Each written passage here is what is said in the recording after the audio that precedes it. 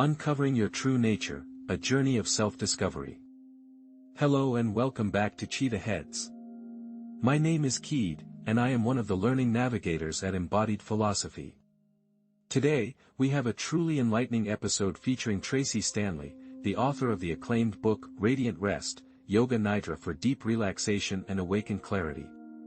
Tracy is also the founder of the Empowered Life Circle, a sacred community that serves as a portal for various practices, rituals, and teachings rooted in tantric philosophy. Her insights are drawn from over 25 years of dedicated study in the Shita Tantra tradition and the teachings of the Himalayan masters. As a teacher who honors this lineage, Tracy is passionate about sharing the profound wisdom of Yoga Nidra, rest meditation, self-inquiry, and the reverence for nature and ancestors. Tracy has a remarkable ability to illuminate the magic and power found in the liminal spaces of our lives, seamlessly integrating devotion and practice into our everyday routines. In this episode, she and Jacob engage in a thought-provoking discussion about our true nature and the obstacles that often hinder our understanding of it. They also explore the extractive tendencies of the spiritual marketplace and how soda can serve as a source of creativity, clarity, and wisdom. This conversation aligns beautifully with the themes of Tracy's latest book, The Luminous Self, Sacred Yogic Practices and Rituals to Remember Who You Are. We hope you find this episode enjoyable. I would like to delve a bit into what motivated you to write this book. I have read it thoroughly, from cover to cover, and I must say, it is an absolutely stunning work. The message it conveys is timeless, focusing on the teachings about our true selves and the barriers that prevent us from realizing that truth. What struck me while reading was the authenticity you infused into the narrative, sharing your personal journey, which made it all the more beautiful. Additionally, the book serves as a rich compendium of practices, filled with valuable exercises. Given the current zeitgeist and the challenges we face in the world today, I am curious about what you have observed in your students or the community at large that inspired you to write this book at this particular moment in time. That's a fantastic question. I want to share that I envisioned this book and created a proposal for it back in early 2020. At that time, I received an offer from Shambhala to write a book on Yoga Nidra, but I was initially hesitant. I thought to myself, there are already so many books on Yoga Nidra out there, do we really need another one?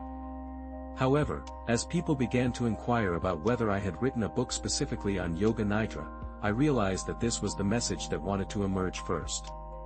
Moreover, the pandemic brought to light how exhausted we all were and highlighted our deep need for rest. It became clear that many of the practices we had been engaging in, including some of the more superficial aspects of yoga, were not sufficient to address our needs for true relaxation and rejuvenation. For quite some time, I had been engaging in certain practices, but I realized they might not have been truly supportive during a profound crisis. This led me to revisit and rethink a book I had been contemplating, especially in light of how the pandemic had transformed my perspectives. Diving back into the book proposal, I found myself able to tap into a deeper layer of vulnerability. This allowed me to share stories that illustrate the philosophy of the Yoga Sutras, which I teach in my classes. This book has been a seedling for a while, and in 2022, I began nurturing it more intentionally. I started thinking about what practices were truly essential. The goal was to create a compendium of practices that could serve as a practical manual for life, especially during moments of feeling stuck. I wanted to offer practices that have been the most transformative for me over the years. These are the practices I am sharing in this book. It needed some time to mature, much like a good recipe needs time to simmer. One thing I appreciated early on in the writing process was the reminder to steep in these practices for a period before teaching them. This is a crucial message for readers who might be teachers themselves. It's important to understand that some of your audience may want to extract these practices for their own teaching. I noticed a trend in the spiritual community where people would quickly adopt practices without fully immersing themselves in them.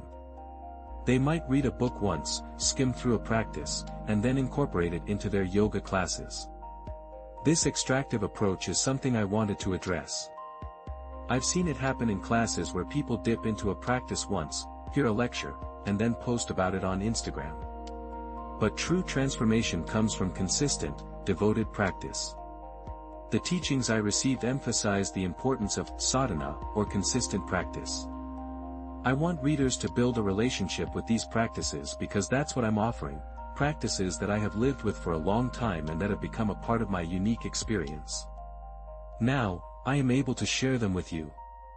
My aspiration is that anyone who picks up this book, especially educators, will not only embrace the practices within but also express them in their own distinctive way.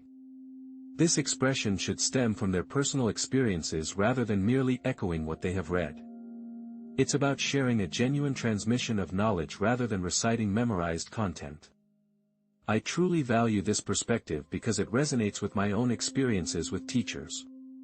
For instance, my primary meditation instructor made it clear that I would not be allowed to introduce meditation techniques until I had undergone several years of dedicated practice and education.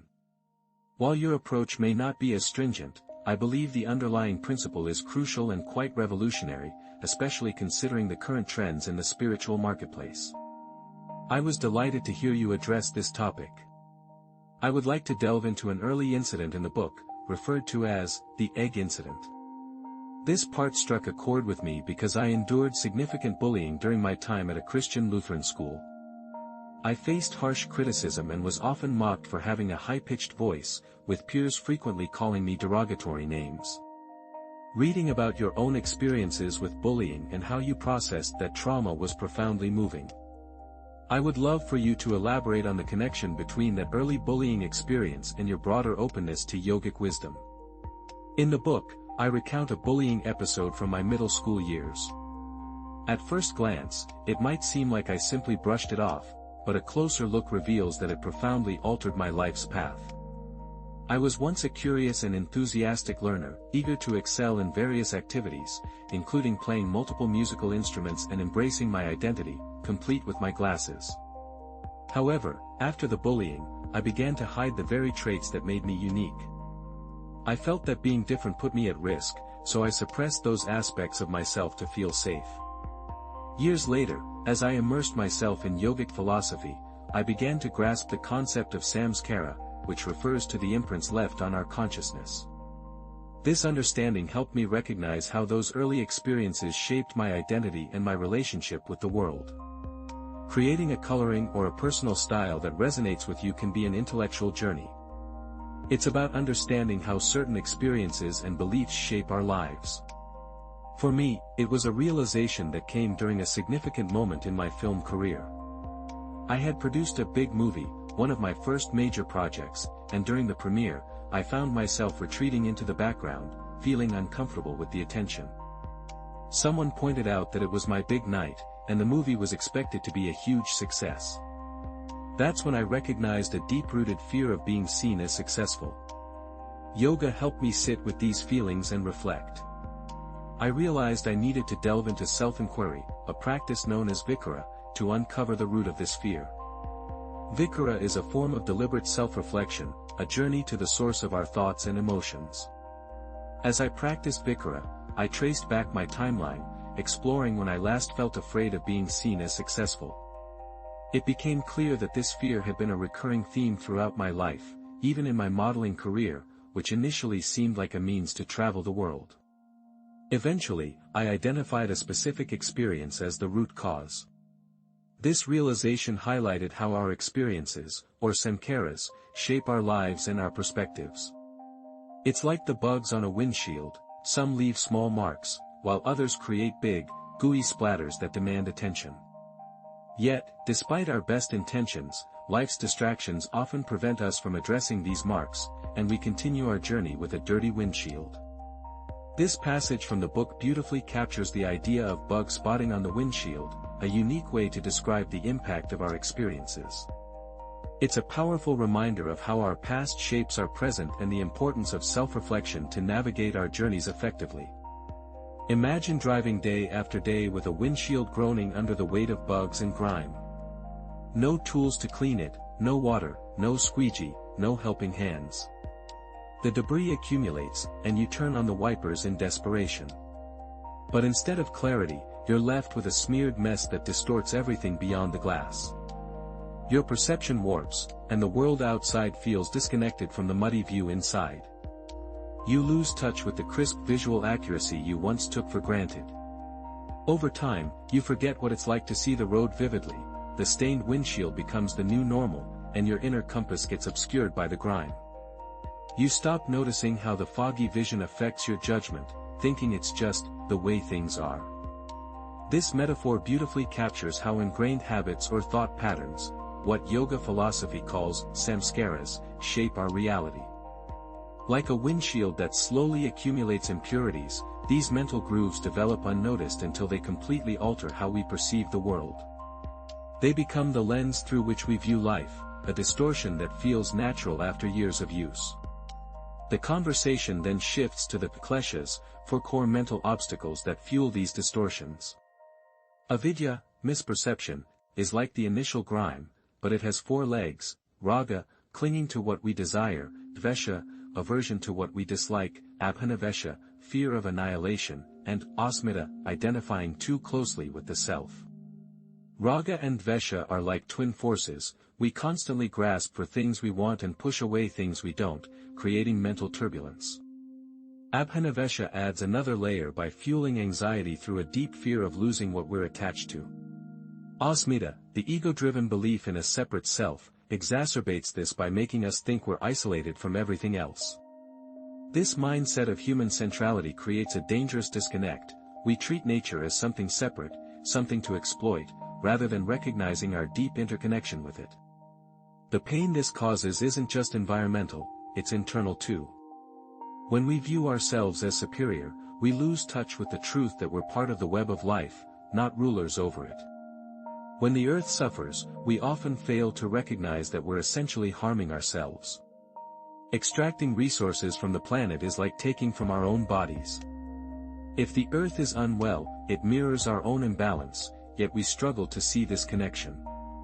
Our focus is scattered by distractions, and we search for wholeness externally instead of remembering that we are already complete.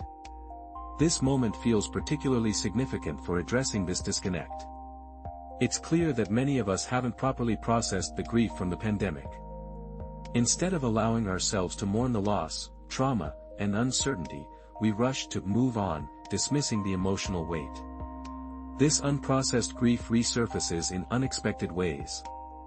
For instance, the closure of yoga studios during the pandemic wasn't just a business loss, it symbolized a deeper crisis. Many teachers, including those in the yoga community, saw their careers disrupted, leading to financial strain and identity crises. When I learned about your decision to close your studio, it reminded me of how many others faced similar challenges. I wanted to explore this experience further, as it resonates with so many. What spiritual and practical steps did you take to recover from such a loss? How did you navigate the transition, and what advice would you offer to teachers grappling with similar setbacks? To share my perspective, I closed my yoga studio in 2011, though it felt like a slow, painful process. A personal relationship ended, and without realizing it, I let the studio decline. I continued operating it out of habit, even as I moved away. Eventually, I recognized patterns, like the raga, a Sanskrit term for passion or attachment, that kept me clinging to the studio's identity. This led to a deeper question: if my sense of self was tied to being a studio owner, what would happen if that role disappeared? It forced me to confront fears of impermanence and the illusion of control. Ultimately, this experience taught me that growth often begins with acknowledging vulnerability. For others facing loss, I'd suggest grounding yourself in practices that reconnect you to your inner strength, whether through meditation, community, or redefining success beyond material achievements. The pandemic revealed how interconnected our well-being is with the world around us, both the earth and our own inner landscapes. One significant issue we face today is the loss of numerous rituals and rites of passage, which has led to a lack of meaningful acknowledgement of our grief, particularly within our communities. This absence has resulted in a collective suffering that many of us are experiencing. However, I have noticed a gradual shift where more individuals are beginning to discuss grief openly and engage with it in a communal setting. Influential figures like Michelle Cassandra Johnson and Reggie Hubbard are at the forefront of this movement, among many others who are contributing to this important dialogue. For educators and individuals who have experienced loss, I believe this book serves a dual purpose. It acts as a squeegee for a foggy windshield, providing clarity, and it also grants you the permission to establish your own rituals, as many traditional ones have faded away. Transitions in life can be likened to a form of death. They signify the end of one phase and the beginning of another, often accompanied by a period of uncertainty. This was particularly evident during the pandemic, where many of us faced a void. Some embraced this emptiness, allowing themselves to explore the unknown and reflect on what arose during that time. Others, without any judgment, sought distractions to fill that void. It's important to recognize that we don't need a crisis to initiate a transition. We can proactively create our own transitions, carving out spaces to honor what we have lost while also celebrating the possibilities that lie ahead, even if those possibilities are unclear. Nature teaches us about cycles and seasons, reminding us that rebirth is always on the horizon. When we become disconnected from nature, we often forget that this cyclical process is a fundamental aspect of life. For those whose businesses may have suffered, I have observed a remarkable trend within my community. Many individuals, as you mentioned, have had to pivot their careers, particularly in fields like yoga, where traditional income sources have diminished. Yet, this has led many to reconnect with their passions and pursue new educational paths, such as becoming therapists. They are integrating the skills they have developed through years of yoga practice with new modalities, enriching their lives and the lives of others. I encourage you to take some time to reflect and create a ritual that honors what you have left behind. Consider revisiting the inspirations from your past, those activities that ignited your passion and brought you joy. Think about how you can weave these elements into something new. The landscape of what you referred to as the spiritual marketplace is evolving. The way we have traditionally practiced yoga over the past 3 decades is changing. Yoga instructors are increasingly incorporating wisdom from various disciplines into their offerings, which I believe will contribute to a more vibrant and enriched world. I recently had a couple of experiences that really struck a chord with me. One of them was revisiting things that used to bring me joy. I realized the significance of this when I attended a performance of Here's to the Company, starring Bernadette Peters and Lea Salonga. As someone who grew up with a passion for musical theater and dreamed of performing on Broadway, Stephen Sondheim's work was incredibly formative for me. However, it wasn't until I watched the show that I acknowledged the impact of his passing and the importance of his legacy in my life. The experience was overwhelming, and I found myself weeping, but it also reminded me of the joy that musical theater brings me. I've come to realize that this hasn't been a central part of my life lately, and I'm eager to rekindle that spark. This experience has made me appreciate the value of revisiting old passions and incorporating them into my life as a way to cultivate joy. In this sense, attending theater performances has become a ritual for me, one that I cherish deeply. I'm curious to hear your thoughts on the concept of rituals, particularly in the context of community care. Your book emphasizes the importance of community care, which I believe is essential in today's spiritual landscape. The spiritual marketplace has been criticized for being overly individualistic, focusing on personal self-care rituals and enlightenment while neglecting the socio-economic and political circumstances that affect us all. By highlighting community care, your book draws attention to the need for communally situated rituals that acknowledge the interconnectedness of our experiences. I'd love to hear your thoughts on the relationship between individual rituals and communal dynamics. How do you think we can balance the need for personal practices with the importance of shared, communal experiences? I believe that through ritual, we learn and remember, and it's our responsibility to share these experiences with others. By doing so, we can create a sense of abundance and shared healing, rather than scarcity and exclusivity. When we're in community, we can share the benefits of our practices and create a more inclusive and supportive environment. This approach challenges the hierarchical systems that often dominate the spiritual landscape, where access to teachings and practices is limited to a select few. By sharing our experiences and practices, we can break down these barriers and create a more equitable and compassionate community. I believe this represents a yoga of devotion because we're never truly isolated in our practice. Reflecting on the earth as our inspiration, we see how it flourishes through biodiversity and the interconnectedness of all species and organisms inhabiting it. Nothing can truly thrive in isolation, we need community connections. When we engage in ritual practices, it can be as straightforward as gathering with one or two others to share silence, meditate collectively, chant together, or even cry in each other's presence. That's all it takes. There's no requirement for an extensive checklist of items.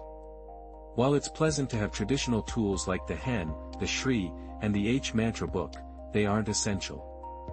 I think part of our challenge stems from the misconception that creating meaningful rituals must mirror what we see on Instagram, elaborate displays with abundant flowers, incense, crystals, and essential oils. Yes, I have crystals displayed behind me and incense burning now, but I could just as easily invite two people into an empty room and experience an even more profound ritual without any physical objects. It's fascinating what you mentioned because initially, I was planning to ask about the perceived difficulty some listeners might have in building such communities. During interviews with yoga teachers for our Future of Yoga Teacher project, several expressed feeling isolated, I have nobody here, no yoga studios nearby, and similar concerns. However, one teacher had established a small, informal group of women who met somewhat regularly. When you reduce it to just 2 or 3 people, I believe many listeners can envision finding those 1 or 2 kindred spirits, which appears to be sufficient if approached with openness to the spiritual dimension. So it's not about gathering 100 devotees following some specific Swami, it's more about finding a small circle of like-minded individuals equally committed to exploring these deeper practices. I think fundamentally you only need 2 other people, and they don't necessarily need to be kindred spirits, just individuals open to learning and receiving, people seeking relief from pain when you happen to possess helpful tools, or someone needing emotional support during a loved one's illness or after their passing when you can hold space because of your own similar experiences.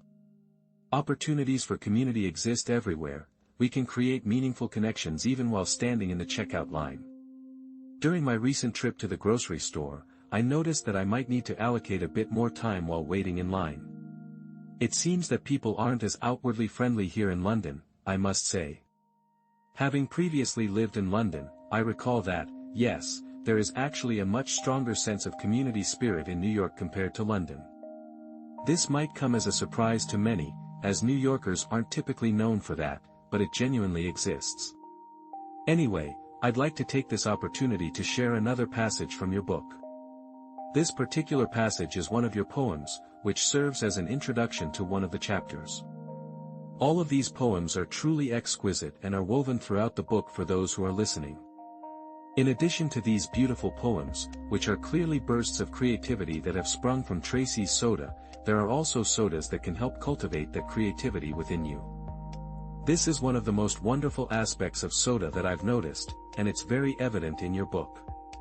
Aside from the authenticity that permeates it, the way in which this urad has clearly given rise to creativity is striking. In my experience, soda often leads to such creativity because clarity and wisdom are deeply intertwined with creative upsurges. But, moving on to the poem itself, am I asleep or am I awake? Let me lean into the practices that strengthen my discernment. Remind me to turn my face toward the light of divine intelligence. The door to the prison cell is open. Attune me to the vibration of truth and amplify my core frequency so I can taste my true nature. I trust that I can hold both fierce compassion and the power to wield the sword to cut through any demon. I lay down fear as I walk through the sacred portal toward freedom. I honor the transition. I reclaim my magic within the void. I only need to remember now. Let me sleep now. Now, let me ask again, am I asleep or am I awake? That's truly beautiful. Thank you. I'd like to ask later if I could possibly share that on our Instagram feed. Of course, you're welcome to. I have a question that I believe I've posed a few times throughout the history of this podcast.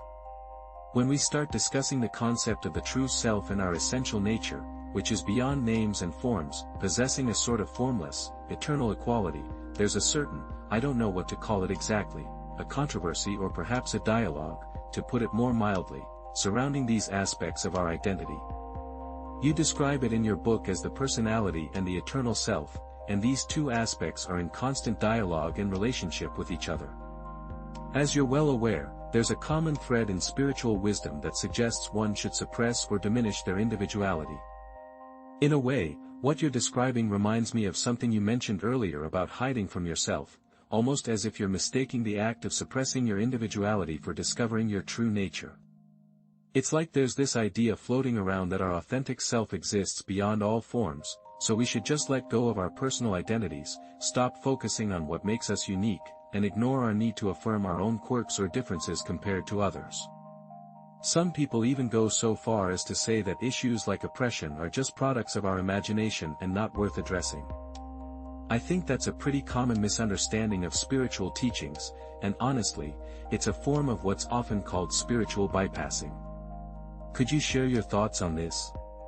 Specifically, I'd love to hear about how you see the relationship between psychological integration, what some teachers refer to as the process of bringing together all parts of ourselves, and the need for social and cultural affirmation, liberation, and correcting imbalances or injustices.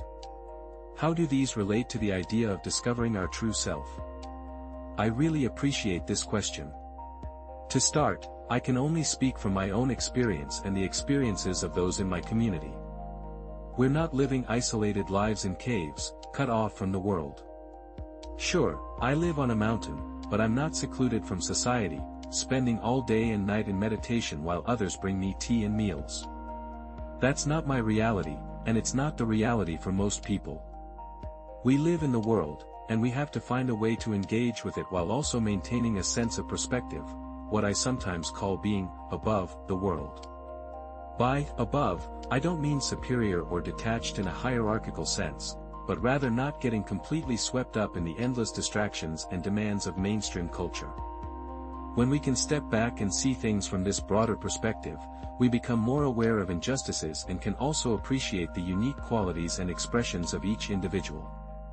I believe that's a big part of why we're here, to celebrate our own uniqueness and that of others. At the same time, we can recognize that our true self is deeply connected to everyone and everything around us. The patterns that exist in the universe are reflected within us as well. So, I don't subscribe to the idea that we need to completely eliminate the ego. Instead, I think it's important to be mindful of how the ego can cause us pain or keep us stuck. For example, when I lost my yoga studio, I had to look at how my attachment to it was creating suffering for me. I asked myself how I could create more freedom and space within, and how I could remember that I am not defined solely by this particular role or form. Yes, I am not just my name or my job, but I am also this creative, unique being expressing itself in the world. It's not an either/or situation, it's both. I'm not interested in spending my life trying to erase my individuality. Instead, I want to integrate it with a deeper sense of connection to everything around me. Both of us agree that one of the most profound aspects of being alive is the experience of connection, to others and to the world around us. At the same time, it's just as amazing to recognize our own distinct individuality. My personal sense of uniqueness isn't just about standing apart, it gives me the freedom to lean into creative expression. By sharing my own creativity, I hope to encourage others to explore and express what's authentic for them, too. This exchange of creativity opens up new possibilities for self-discovery and liberation in everyday life. To me, that's the point of our existence, not just to live for ourselves, but to pass along inspiration, so others can find their own version of freedom and, in turn, encourage those around them. I'd also like to say that I deeply appreciate the way your words seem to tap into a kind of universal harmony, a resonance that's not always easy to define but is nonetheless powerful and uplifting. Personally, I find this perspective invigorating, and I agree that it's a wonderful way to wrap up our conversation. We've managed to touch on a lot of significant topics in a relatively short time. Having said that, is there anything else you feel we haven't discussed yet? Anything you consider central to your book, its main teachings, or perhaps a viewpoint you really want to emphasize for our listeners? Well, I think one of the most important themes comes from a chapter title you've just mentioned, that which makes you fall is that which makes you rise. I'd love for everyone to keep in mind that every challenge, every experience that's brought pain or left you feeling stuck or uncertain, is actually a doorway to greater freedom and personal growth. It's not just about overcoming difficulty, it's about learning to see obstacles as the very catalysts for awakening and transformation, truly a beautiful and empowering idea. Now, Tracy Stanley has been kind enough to join me, and we've been exploring the ideas in her new book, The Luminous Self. For those wondering about the release date, Tracy, could you share that with us? Yes, the book will be available on October 10th. As of today, we're recording this interview on October 6, 2023. Given that it might take about a week to publish this conversation, the book should be out by the time most of you hear these words. Naturally, if you're listening much later on, you'll definitely be able to find Tracy's book through major online retailers like Amazon, as well as on her official website, tracystanley.com. There, you'll also find links to independent bookstores and other platforms where the book is available. Tracy, before we finish up, is there anything else you'd like to share with our audience? Do you have any upcoming workshops, courses, or special events that people should know about? Absolutely, yes. In October, I'll be hosting a workshop at Calo. Later in December, I have an exciting collaboration with Wanderlust in Mexico. In February, I'll be joining the Modern Elder Academy to talk about the power of deep rest. Also, coming up next year, I'll be leading my Writing and Resting retreat at Ghost Ranch, that's scheduled for September. And I'm planning another retreat in Costa Rica. All the details about these events, including dates and how to sign up, are available on my website. The Writing and Resting retreat, in particular, is a unique opportunity to enjoy silence and spaciousness, to truly immerse yourself in your creative work. It's an experience I highly recommend, it's so nourishing, and I almost wish I could attend as a participant myself. Where is it again? It's at Ghost Ranch in September of next year. This event is taking place at Ghost Ranch in New Mexico, a serene and picturesque location known for its stunning landscapes and artistic heritage. It's possible that this is my opportunity to engage with such a vibrant community. Tracy, it has been an absolute delight to converse with you. I am deeply grateful for your willingness to share your insights and for offering such a heartfelt and genuine book. Your work holds significant value for the community, and I appreciate your openness in sharing it with us. Thank you for inviting me, Jacob. It has been an honor to be part of this experience.